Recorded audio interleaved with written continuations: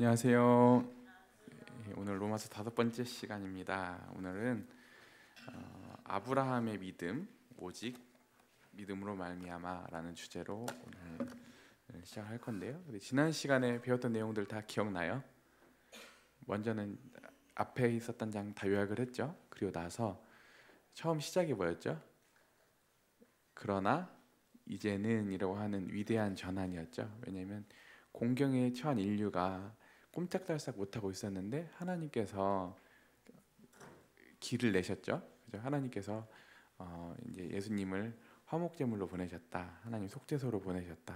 이렇게 나왔었죠. 그리고 그 하나님의 예수님 속죄소로 보내신 하나님의 의가 어떤 방법을 통해서 이루어졌냐면 율법이 아닌 믿음을 통해서다. 왜 그렇죠? 모든 사람을 다 이 죄 가운데 특히나 율법을 통해서 가둬둠은 모든 사람을 다 은혜를 받게 하려고 하는 것인데, 아까도 율법을 통해 사람이 의롭다함을 얻으면 어떻게 되죠? 하나님은 유대인들의 하나님일 뿐만 아니라 유대인들만 하나님께 의롭다함을 얻는데, 그게 아니라 하나님이 이 율법으로는 할 수 없기 때문에 하나님께서 길을 내셔가지고 어떻게 됐어요? 이제 모든 사람이 유대인이건 이방인이건 다 믿음으로 하나님의 가족이 되는 그 부르심에 대해서 우리가 배웠죠. 오늘 좀 지난 시간에 굉장히 개념적이고, 제가 그 좋아하는 톰 라이트 같은 경우는 이 과를 엄청 복잡한 과다. 그러니까 굉장히 어떤 내용들은 이렇게 보면 이렇게 슥슥 넘어갈 수 있는데, 이 과는 굉장히 단어 하나들 이렇게 캐비넷에 이렇게 정리해 놓고 이렇게 수집을 해가는 것처럼 굉장히 집약돼 있기 때문에 어렵다 이렇게 다뤘습니다. 실은 오늘까지도 조금 어려운 과예요. 근데 그 다음부터는 진짜 쉬워지거든요. 조금만 줄여주세요. 조금만. 왜 그러냐면 오늘까지가 이제 굉장히 신학적이고 오늘까지 굉장히 원리적이고 이런 내용을 다루고 있기 때문에 그래요. 여러분 오늘까지 통과하면 우리 지난 시간에 지훈 자매가 뭐 15, 30%, 20% 하고 다 날라갔다고 했는데, 이제 다음부터는 좀 더 이렇게 많이 정립이 될 거예요. 그 오늘에 있어서 그 제가 3절하고 22절에 나와 있죠. 같이 읽어볼까요? 시작. 성경이 무엇을 말하느뇨? 하나님이 아브라함이 하나님을 믿음에 이것이 저에게 의로 여기신 바 되었느니라. 또 22절에 보면 그러므로 그것이 뭐예요? 믿음이 그잖아요. 그가 누구예요? 아브라함에게 의로 여겨졌느니라 이렇게 나오잖아요. 그러니까 이 로마서는 실제로 이렇게 좀 원문을 가서 보면 교차 대꾸법이라는 게 쓰이거든요. 교차 대꾸법은 뭔지 알아요? 그러니까 양쪽 문장이 있잖아요. 양쪽 끝이 같은 내용이에요. 그리고 또 가운데가 또 같아지고 또 가운데도 또 같아지고 이렇게 배열을 해요. 그래서 실은 제일 중요한 게 이제 중심에 들어가거나 포괄하는 내용이 맨 끝으로 가도 이렇게 배열을 하거든요. 근데 오늘 이 3장과 22절에 성경이 무엇을 말하느냐? 아브라함이 하나님을 믿음에 이것이 저에게 의로 여긴 바 되었다. 믿음이 아브라함에게 의로 여겨졌다라고 하는 내용을 어떤 내용인지를 오늘 이렇게 다루게 될 거라는 것을 예고하고 있겠죠. 그러면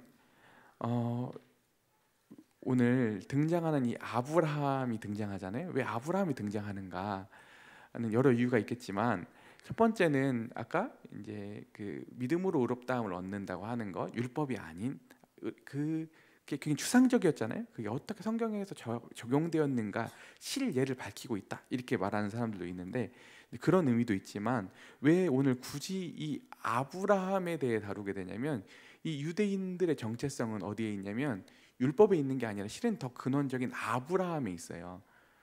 그러니까 아브라함에게 하나님이 언약을 맺으시거든요. 그리고 그 언약에 의해서 자신들이 선민이라는 걸 갖고 있었거든요.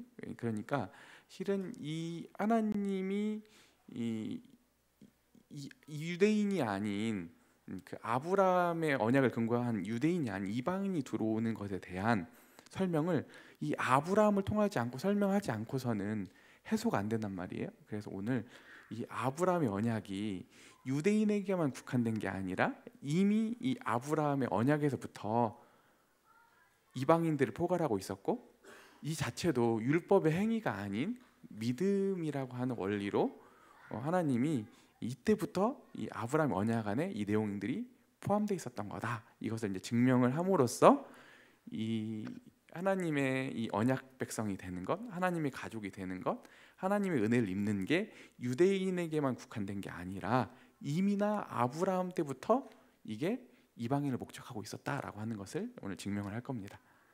아시겠죠? 그러면 이 아브라함에 속한 언약, 이 하나님께서 베풀어 주시는 이 어마어마한 복이 유대인들은 자기 거라고 착각을 했겠죠. 오해를 했을 거 아니에요. 오해를 했던 이유가 크게 대표적으로 세 가지가 있었어요.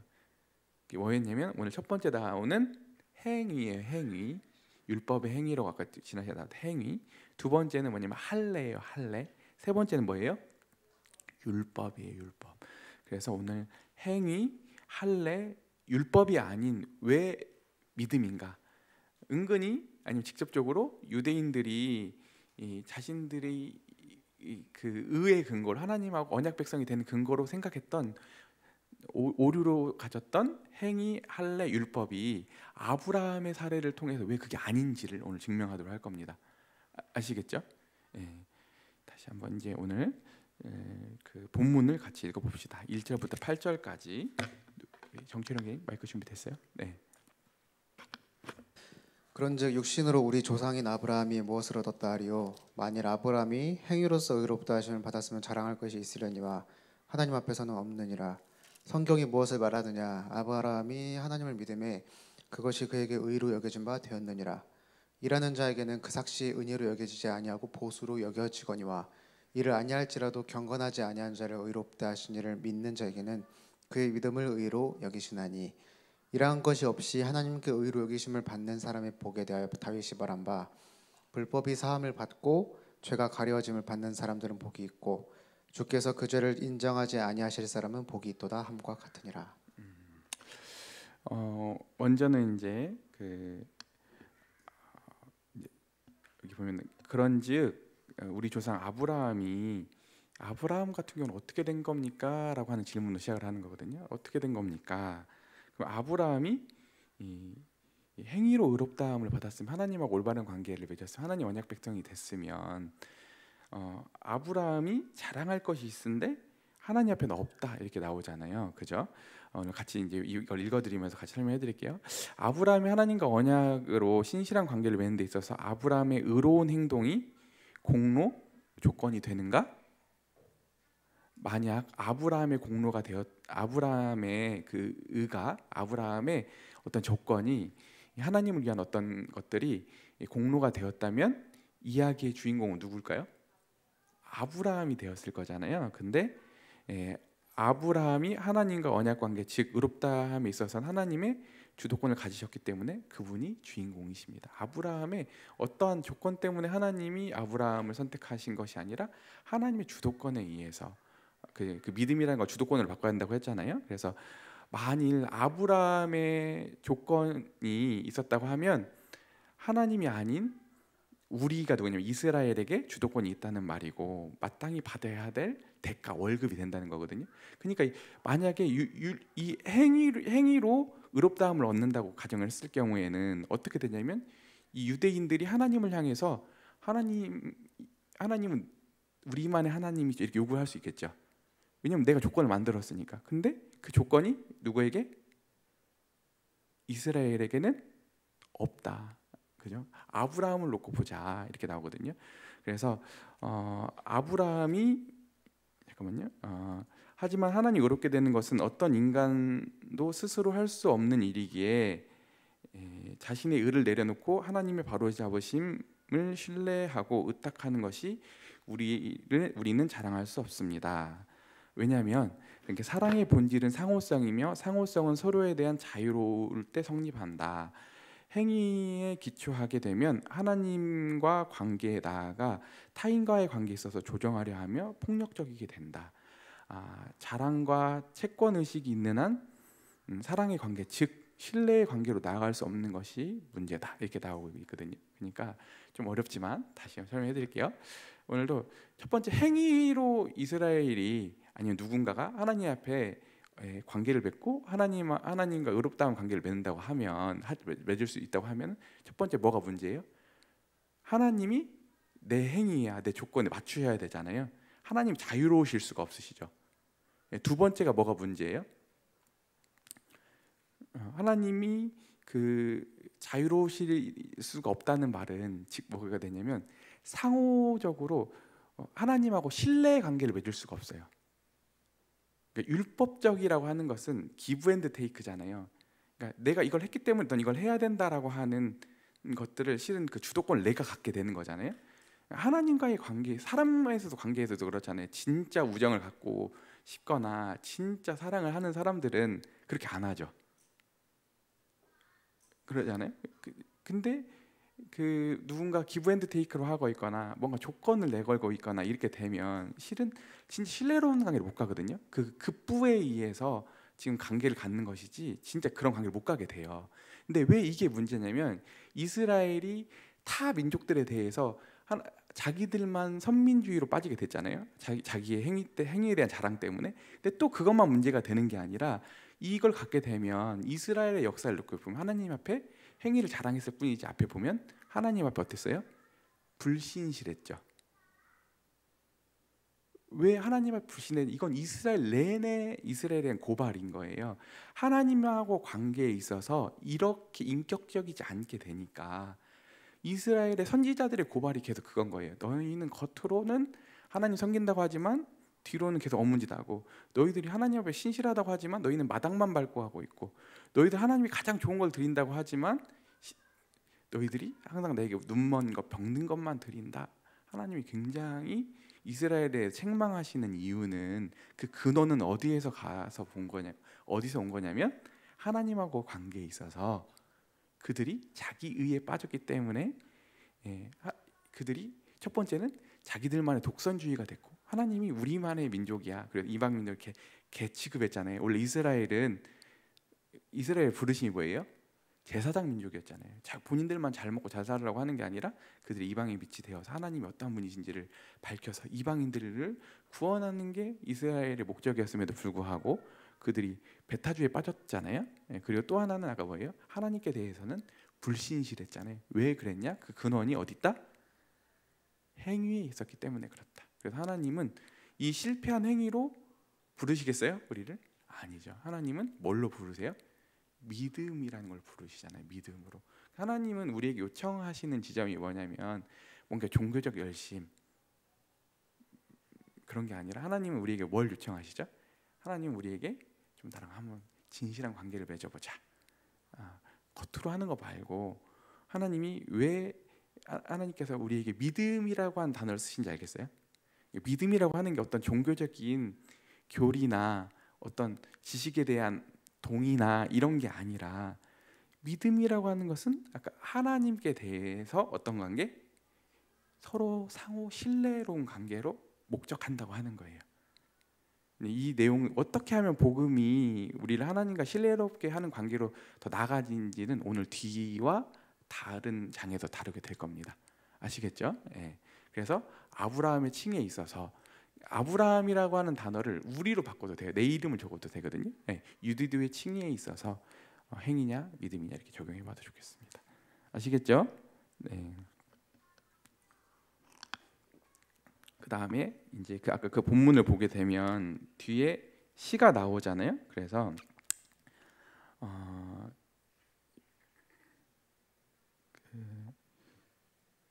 7절부터 불법의 사함을 받고 죄가 가리워짐을 받은 사람들의 들은 복이 있고, 아니 불법이 사함을 받고 죄가 가려짐을 받은 사람들은 복이 있고 주께서 그 죄를 인정하시 아니할 사람은 복이 있도다 함과 같으니라, 이렇게 나오잖아요.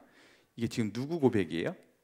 다윗의 고백을 가지고 말하는 거잖아요. 그러니까 다윗이 고백이 뭐냐면 스스로가 아니라 하나님의 주도권에 의해서 그 죄에 대한 용서, 죄대로부터의 해방을 누린 사람, 그 다음에 또 그 죄를 인정하지 아니할 사람은 복이 있도다라고 하는 말은 뭐냐면 하나님하고 올바른 관계에 들어가는 사람의 그 행복에 대해서, 그것도 내 주도권이 아니라 내 의가 아닌 하나님의 주도권에 의해서 이런 관계로 들어간 사람들에 대한 행복에 대해서 얘기를 했단 말이에요. 그죠?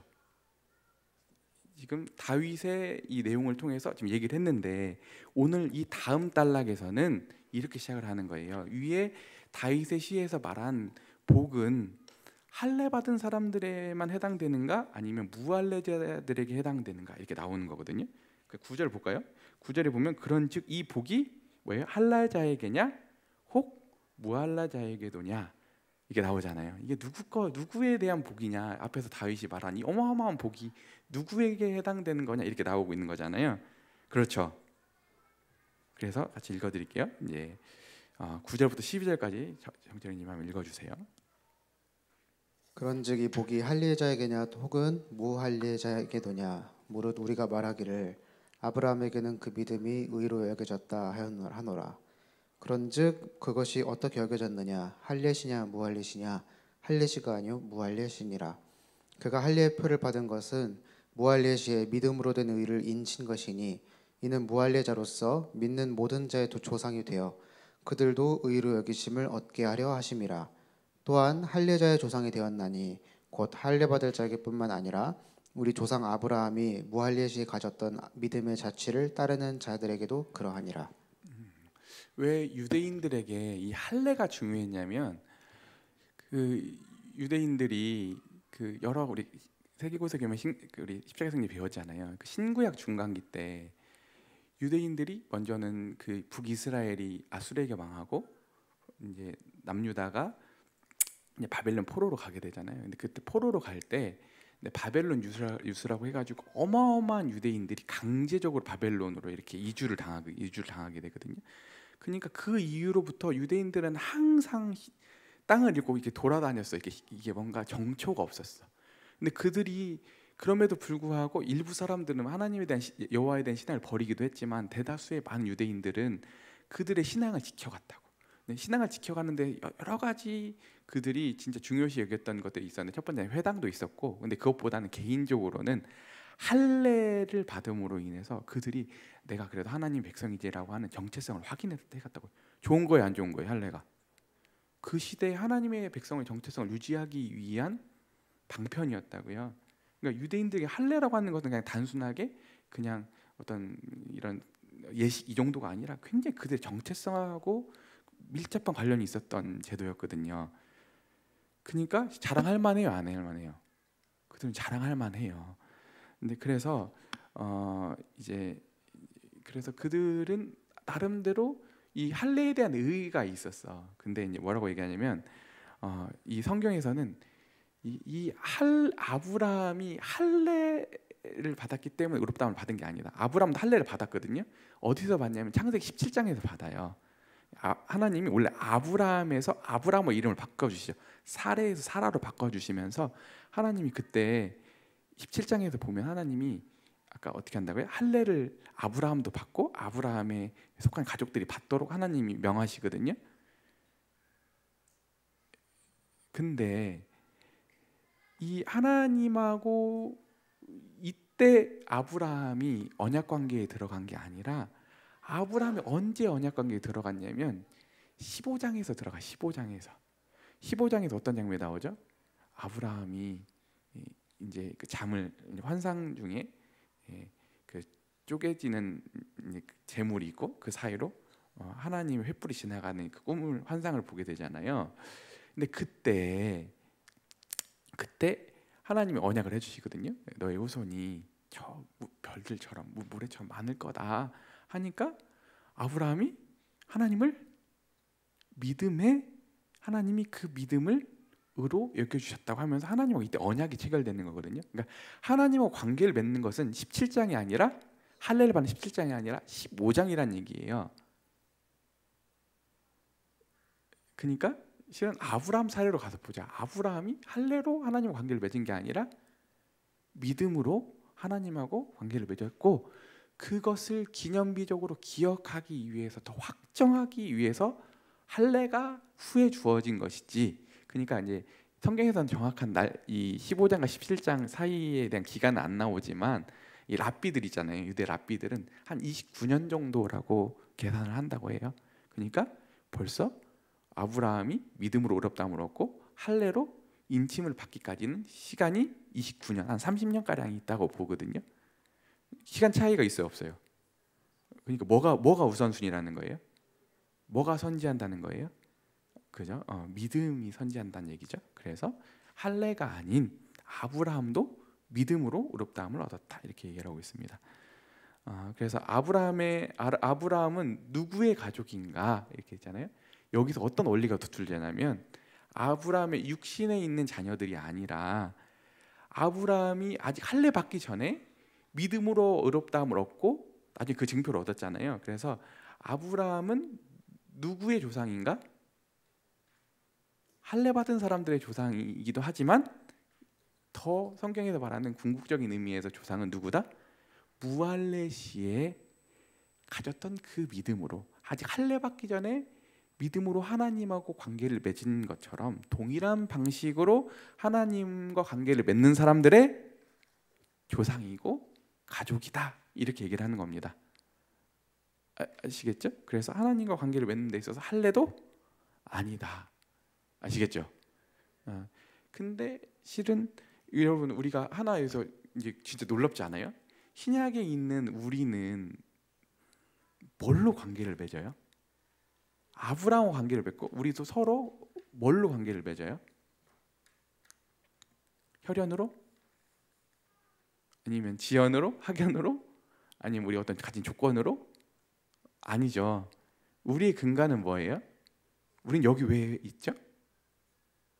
예수 그리스도를 믿음으로 어떤 조건이 아니라 때론 나중에 어떤 조건에 의해서 우리가 잠깐 필요에 의해서 교제하고 할 수 있지만 실은 우리의 근간은 다른 데 있는 게 아니죠.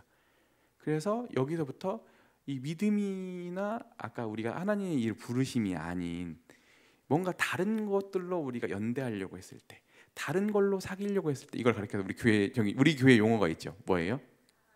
사사롭다고 하는 거예요.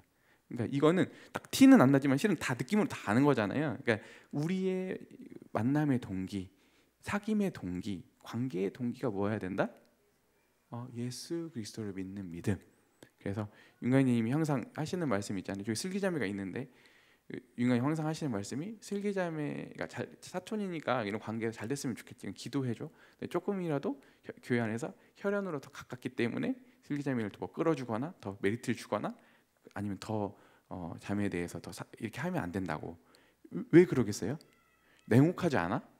나는 어렸을 때부터 친하게 지냈던 사촌인데 근데 교회는 그런 데가 아니잖아요. 우리가 교회에 들어왔을 때는 우리의 관계는 뭐예요? 우리의 항상 생각과 정체성에는 뭐가 DNA가 있어야 돼?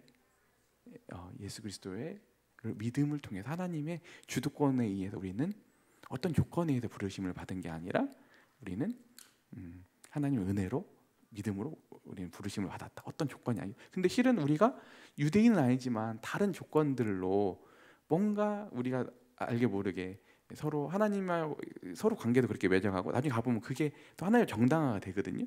그러면 또 그게 뭐가 되겠어요? 또 다른 율법 할례가 되는 거거든요. 그래서 우리가 하나하나 우리 마음의 동기에서부터 우리가 진짜 이게 공적 의식이잖아요. 신앙생활 할 때 우리가 여기가 사적으로 나 좋게 하려면 여기 뭐라 모여요. 근데 우리가 신앙생활을 해간다고 하는 것은 하나님의 놀라우신 이 고귀한 부르심의 가족으로서 우리들이 그 정체성을 배워가고 우리가 그런 것들 해가는 것들을 하나하나 우리가 인격적으로 우리가 성장해 가는 거잖아요. 그런 의미에서 오늘 이 할례와 믿음을 이해했으면 좋겠습니다. 아멘이시죠? 그 다음 13장부터 13, 17절 아브라함이나 그 후손에게 세상의 상속자가 되리라고 하신 언약은 율법으로 말미암은 것이 아니요 오직 믿음의 의로 말미암은 것이니라. 만일 율법에 속한 자들이 상속자이면 믿음은 헛것이 되고 약속은 파기되었느니라.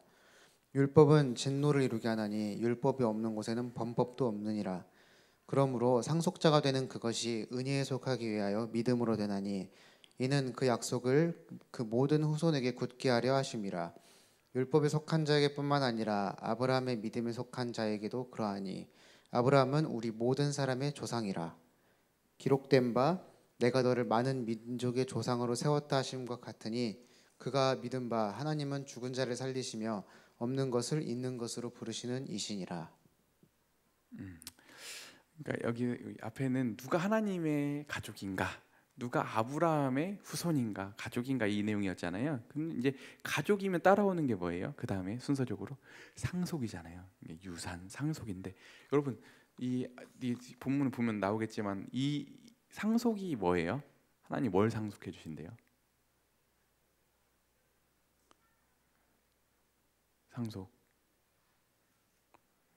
뭘 주신다고 했어요? 우리 배웠잖아. 여기 이거 안 여기 본문 아니어도 나오는데 우리 하나님 우리 나중에 우리 믿는 자에게 나중에 뭘 상속해 주신다고 했어요? 어? 온 세상.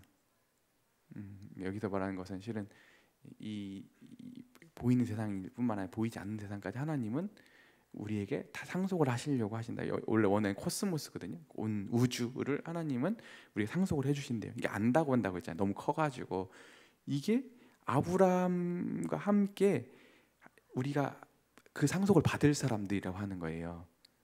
우리가 그런 상속자라고 하는 거거든요. 성경이 설명이. 그러면 이 상속을 유대인들은 자기 거라고 생각했지 않았을까? 아브라함의 후손이기도 하고 그 다음에 그들은 왜 더 그런 생각을 했냐면 율법을 가졌기 때문에 그래요. 율법. 그런데 율법에 속한 사람은 아니에요. 왜냐하면 그렇게 되면 아브라함과 맺은 하나님의 언약이 꽝이 되기 때문에 말짱 꽝이 되기 때문에 그래요. 왜냐하면 하나님하고 아브라함하고 이 관계를 맺고 언약을 맺은 게 율법 때문이에요? 아니면은 믿음 때문이에요? 이 아브라함이 율법담을 얻은 시점하고 나중에 이 율법은 누굴 통해서 후에 주어지죠? 모세를 통해 430년 후에 주어지잖아요. 그 430년 후에 주어진 율법이 이걸 대체한다고 하면 아브라함과 맺었던 언약은 날아가는 거잖아요. 이걸로 하나님과 관계를 맺고 이걸로 상속자가 된다고 하면 되겠어요? 안 되겠어요? 안 된다고 하는 거잖아요. 그래서 그러면 이 율법은 뭐야? 이렇게 설명을 해줘야 되잖아요. 율법은 왜 주셨어? 그러니까 지난 시간 다뤘는데 다시 한번 얘기해. 왜 주셨다고요? 우리 보면 율법의 기능은 죄를 드러내요. 하나님의 진노를 성립하게 한다라고 하는 거거든요. 어디 나와 있죠?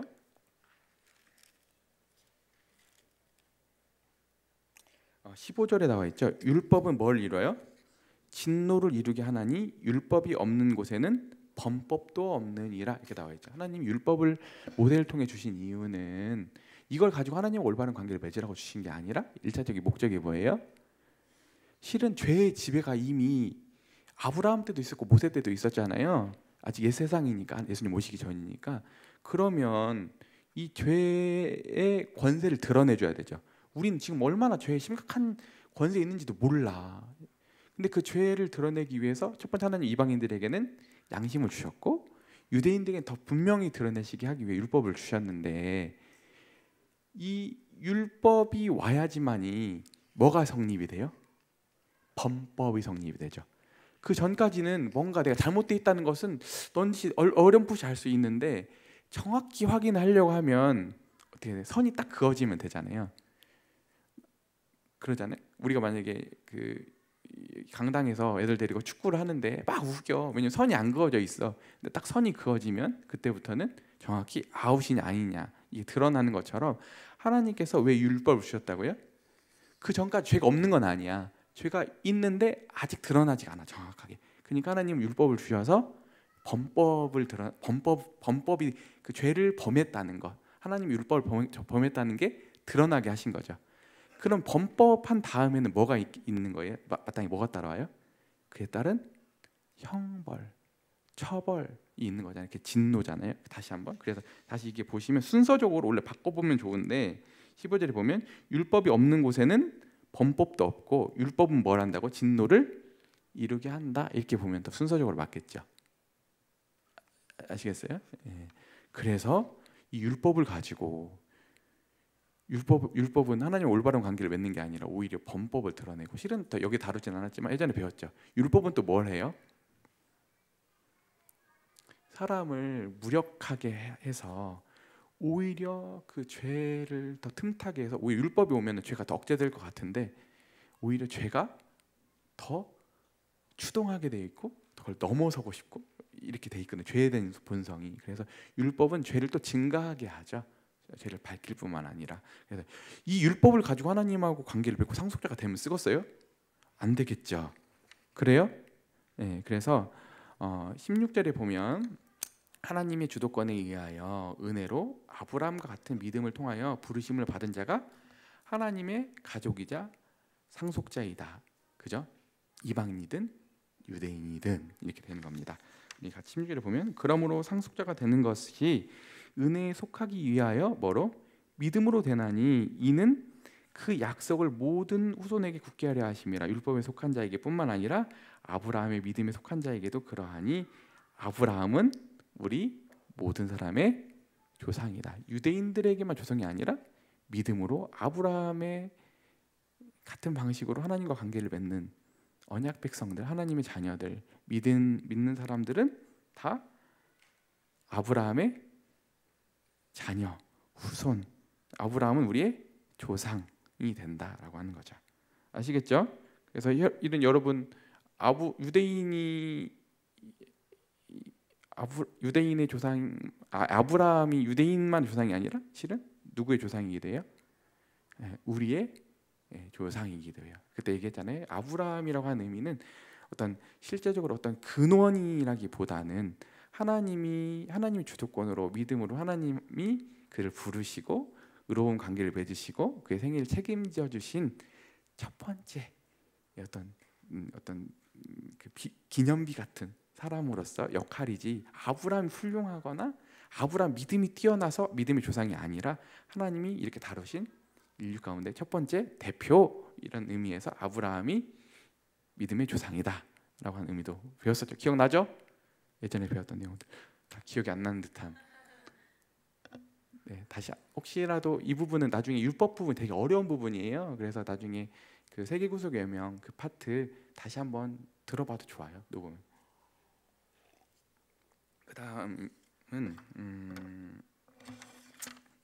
그래서 이제 이 지금까지의 믿음은 실은 자꾸 오해가 있으니까 하나님 편에서 주도권으로 해석하면 좋다고 제가 제안을 했었죠. 근데 이 뒤에 있는 부분은 실은 우리가 경험하는 믿음을 얘기하고 있어요. 여기 보면 아브라함의 칭의에 있어서 율법과 믿음이잖아요. 그래서 아브라함의 경험에 있어 우리의 경험에 있어서 율법과 믿음 이렇게 해석을 해도 좋거든요. 네. 그래서 아니구나. 죄송합니다.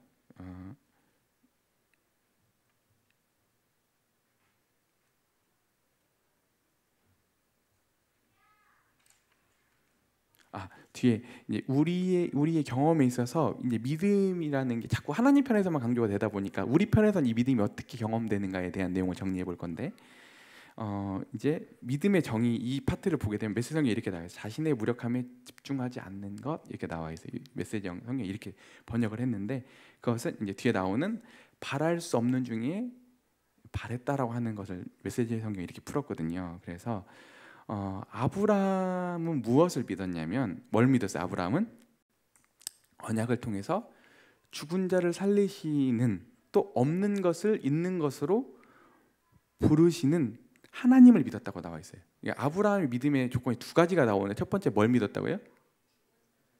죽은 자를 살리시는 것이잖아요. 두 번째는 뭐예요?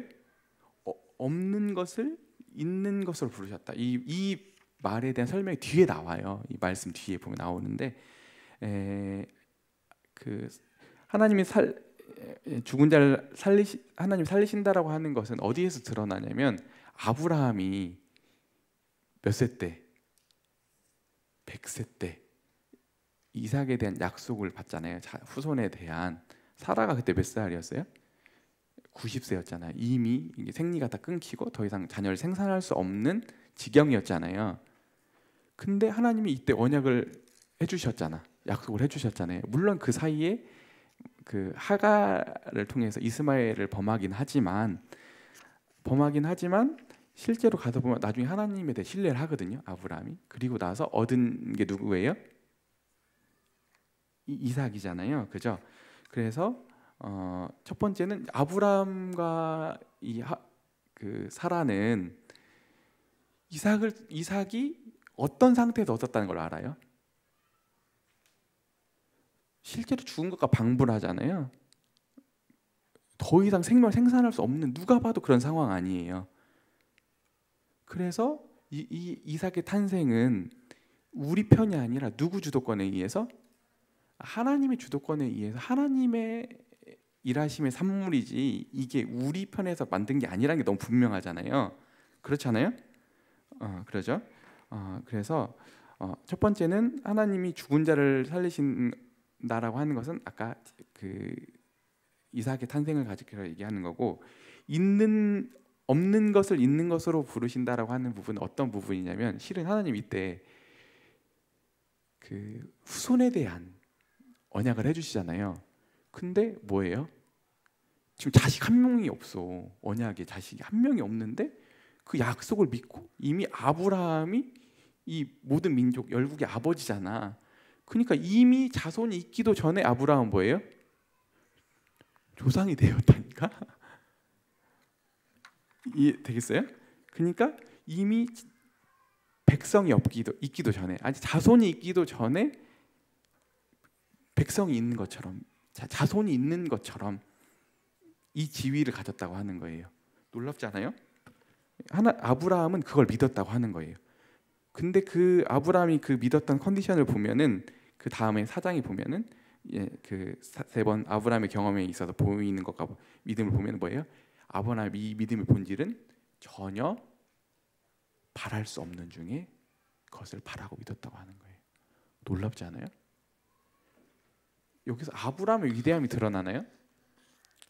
우리가 보면 아브라함이 되게 위대해 보이잖아요. 이런 믿음을 가졌다니. 실은 아브라함이 이런 믿음을 가질 수 있었던 것은, 실은 아브라함이 훌륭해서 그렇다? 아니, 하나님의 일하심, 하나님의 성실하심의 반응으로 아브라함이 이 지점에 온 거거든요. 아멘이시죠? 네. 그런데 아브라함이 이 믿음을 가졌다고 하면 우리는 뭘 믿나? 그죠? 우리는 뭐예요? 죽은 자 가운데 다시 살리신 분을 믿죠. 이게 뭐예요? 예수님이 죽으셨잖아요. 그 죽으신 예수님을 누가 부활시켰어요? 하나님 아버지께서 부활시키셨잖아요. 우리는 그 하나님을 믿는 믿음이죠. 같이 봅시다.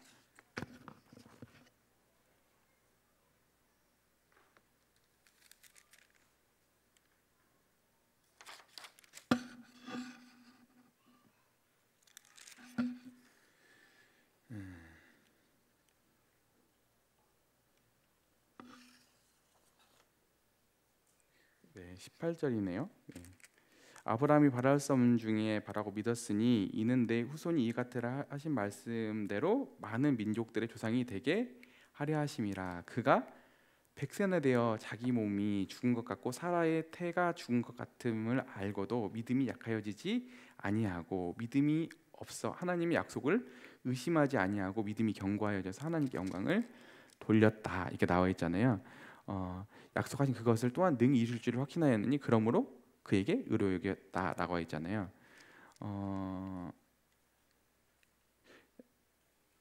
그에게 의로 여겼다는 기록된 것은 아브라함만 위한 것이 아니고 뭐예요? 의로 여기심을 받은 우리도 위함이니 곧 우리를 죽은 자 가운데 살리신 이를 믿는 자니라. 그러니까 우리의 믿음은 뭘 믿는 거예요? 죽은 자 가운데서 예수님을 살리신 그 하나님을 믿는 믿음이잖아요. 그죠? 두 개가 같아요? 믿음의 성격이? 두 개의 믿음의 성격이 같죠. 동일하죠. 우리 아까 18절부터 25절까지 다시 한번 정철영님 쭉 읽어주시겠어요? 아브라함이 바랄 수 없는 중에 바라고 믿었으니 이는 네 후손이 이 같으리라 하신 말씀대로 많은 민족의 조상이 되게 하려 하심이라. 그가 백세나 되어 자기 몸이 죽은 것 같고 사라의 태가 죽은 것 같음을 알고도 믿음이 약하여지지 아니하고, 믿음이 없어 하나님의 약속을 의심하지 않고 믿음으로 견고하여져서 하나님께 영광을 돌리며 약속하신 그것을 또한 능히 이루실 줄을 확신하였으니 그러므로 그것이 그에게 의로 여겨졌느니라. 그에게 의로 여겨졌다 기록된 것은 아브라함만 위한 것이 아니요 의로 여기심을 받을 우리도 위함이니 곧 예수 우리 주를 죽은 자 가운데서 살리신 이를 믿는 자니라. 예수는 우리가 범죄한 것 때문에 내줌이 되고 또한 우리를 의롭다 하시기 위하여 살아나셨느니라. 네, 그렇죠. 그러니까 아까도 우리의 믿음은 예수님을 죽음에서 부활시키신 하나님을 믿는 믿음이잖아요. 그러면 예수님이 부활하셔야 되잖아요. 그걸 우리가 볼 때 하나님 아버지를 믿게 돼 있는 거잖아요. 그러니까 우리 25절 이렇게 해석할 수 있겠죠. 예수는 우리가 범죄한 것뿐만 아니라 우리가 죄의 지배 아래 있는 것들 때문에 내줌이 되고 여기를 속죄소로 내어줌이 되고 속죄소가 되시고 그냥 우리 죄의 지배로부터 우리를 해방시키시기 위해서 또한 우리가 하나님하고 바른 관계로 들어가게 하기 위하여 하나님 의롭다한 관계로 들어가기 위하여 예수님께서 어떻게 하셨다고요? 살아나셨다고요. 예수님의 사역을 통해서 우리는 뭘 갖게 돼요? 뭘 봐요? 하나님의 주도권으로 인해서 우리가 죄의 지배 아래 있었잖아요. 이 죄의 지배 아래 있었는데 예수님의 그 속죄도 되심으로 인해서 우리가 해방을 입잖아요. 더 해방을 입을 뿐만 아니라 뒤에 보면 뭐가 되죠? 그 예수님이 그 부활의 의미는 뭐냐면 부활은 어마어마한 의미가 있는데 그 실제로는 이 부활이라고 하는 것은 이 죽음이 통치하고 있는 이 세상에 하나님의 개입이 하나님의 역전이 드러나는 사건이거든요. 그러니까 이 부활을 볼 때 우리는 누구를 믿을 수 있어요? 누구를 신뢰할 수 있어요? 하나님 진짜 믿을 만한 분이시구나. 도대체 이 할 수 없는 이 죄의 세력을 부활로서 예수님을 부활시키심으로써 이것을 역전시키시고 점령하신 하나님 진짜 신뢰할 만한 분이시구나라고 하는 믿음을 갖게 돼 있다고 하는 거예요. 아시겠죠? 좀 어렵지만 이 말씀이 괜히 예수님은 우리의 범죄함 때문에 십자가에 죽고 우리에게 의를 전가해 주시기 위해서 다시 살아나 이렇게 해석을 했던 해석들도 있는데 그런 의미라기보다는 아까 제가 말한 의미가 더 강해요. 아시겠죠? 예수님의 부활을 통해서 하나님 정말 믿을 만한 분이시구나. 하나님 정말 신뢰할 만한 분이시구나 라고 하는 그 아브라함이 가졌던 그 동류의 믿음을 우리에게 발생시키게 하기 위해서 예수님께서 부활하셨다. 이렇게 해석을 하시면 좋겠습니다. 아시겠죠? 네. 그래서 이제 다시 한번 아브라함은 무엇을 믿었냐면 아까 다시 한번 두 가지를 믿었죠. 언약을 통해서 언약했을 때 하나님이 죽은 자를 살리시는 것, 그죠? 그다음에 두 번째는 아까 죽은 자 살리신다고 하는 것은 아까 죽은 태에서 하나님의 언약을 지키셔서 이삭을 주실 거라고 하는 그 믿음이었고 두 번째는 뭐예요? 있는 것을 없는 것을 둘 다 자손과 관련돼 있는데 아까 뭐예요? 아직 없는 자손들이 생길 거, 수많은 자손들이 생길 걸 아브라함은 실제 이때 다 알지 못했지만 믿었어요, 안 믿었어요? 실제 믿었어요. 그러니까 하나님은 아브라함이 바랄 수 없는 중에 이걸 믿으니까 하나님이 이 믿음을 너무 기뻐하신 거야. 그러니까 하나님이 아브라함의 그 믿음을 의로 여겨주신 거예요. 아브라함을 의로 여겨줬다라기보다는 더 정확한 해석은 뭐냐면 아브라함이 이 믿음을 가지니까 여기서 사용되는 이 의로움의 대상은 그 믿음을 의로 여겨주신 거예요. 그러니까 여기서 쓰이는 로기조마이라고 하는 단어를 쓰고 있는데 이게 무슨 뜻이냐면은 그 여겨주다, 그런 셈 쳐주다 이렇게 하는 단어예요. 그러니까 하나님이 그 믿음을 하나님하고 올바른 관계에 들어와 있어 이렇게 여겨주시는 걸로 쳐주셨다는 거예요. 막바로 하나님이 아브라함이 불의한데 의롭다고 여겨주시면 문제가 있는 거거든요. 그럴 수가 없는 거잖아요. 하나님은 아브라함의 믿음을 의로 여겨주신 거예요. 놀랍죠. 근데 동일하게 우리가 하나님에 대해서 예수님을 부활시키신 하나님을 신뢰하는 그 믿음을 예수님의 십자가와 부활을 통해 드러나신 그 하나님의 신실하심에 대한 반응으로서 우리의 믿음을 하나님은 뭘로 여겨주신다고요? 의로 여겨주신다라고 하는 거예요. 아시겠죠? 네, 그래서 이제 아브라함의 경험에 있어서 보이는 것과 이 믿음을 이렇게 살펴보면 믿음의 본질은 뭐예요? 아까 상황이 좋을 때? 실은 상황이 좋을 때 믿음은 안 드러나요.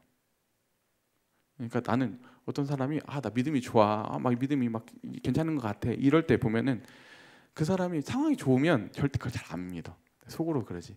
안 좋을 때 봐야지. 내가 괜히 뭐 그 사람에 대해서 그렇게 보는 게 아니라 믿음은 언제 드러나는 거냐면 정말 추구가 없을 때 내 방법으로 바랄 수 없는 어떤 것도 소망이 없을 때 그때 믿음이 드러나는 거예요. 하나님이 요청하시는 믿음은 그런 믿음이에요. 그리고 그때 믿음이 드러나는 거거든요. 믿음이 좋을 때가, 상황이 좋을 때가 아니라 믿음은 언제? 출구가 없을 때, 바랄 수 없는 중에 그때 믿음은 드러난다. 그러니까 실은 하면서 신앙생활 하면서 제일 안 되는 건 뭐냐면 상황 탓하는 거예요. 그때 그것 때문에 내가 어쩔 수 없는 이런 선택을 했어.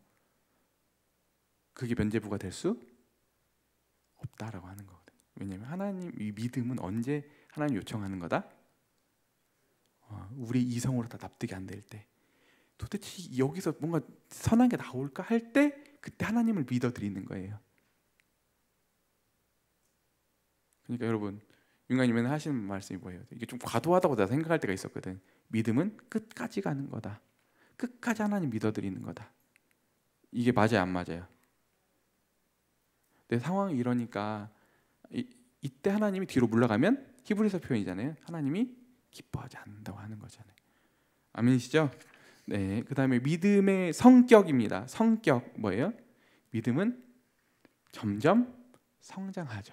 그러니까 성장하지 않는 믿음은 믿음이 아니에요. 미안한데 이건 제가 뭐 과도하게 말하는 게 아니라 성경에 말하는 규명하는 믿음은 반드시 더디더라도 성장하게 돼 있죠.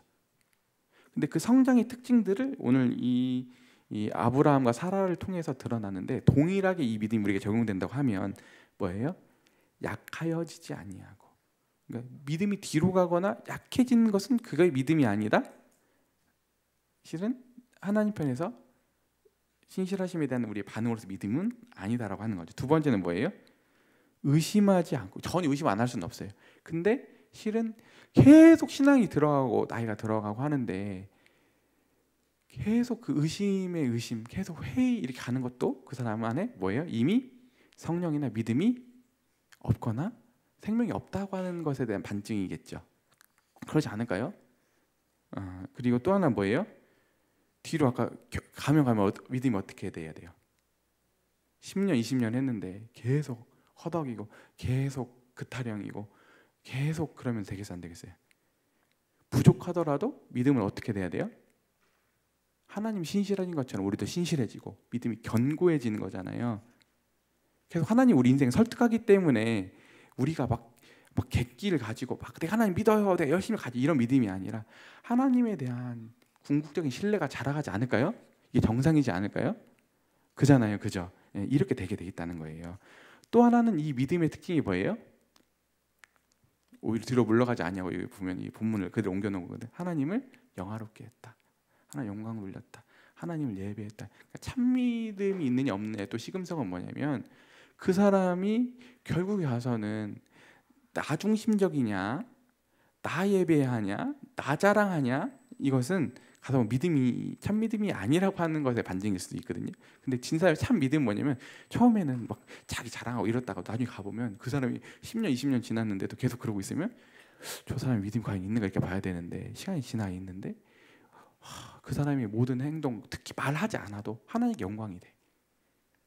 이런 방향으로 가야 되는 거잖아요. 그래서 하나님께 예배가 되는 방향으로 참 믿음은 경험된다고 하는 거예요. 결국 궁극적으로는 뭐예요? 하나님은 유나님 쓰시는 말씀 있잖아요. 틀림없어. 나는 되게 이 투박한 말이어가지고 그런 말 나는 원래 확정적인 거 싫어하거든. 좀 표현을 이렇게 좀 이렇게 멋대가리 없이 하실까 막 이랬거든요. 뭐이 없어. 근데 그 말이 진짜 맞아 안 맞아?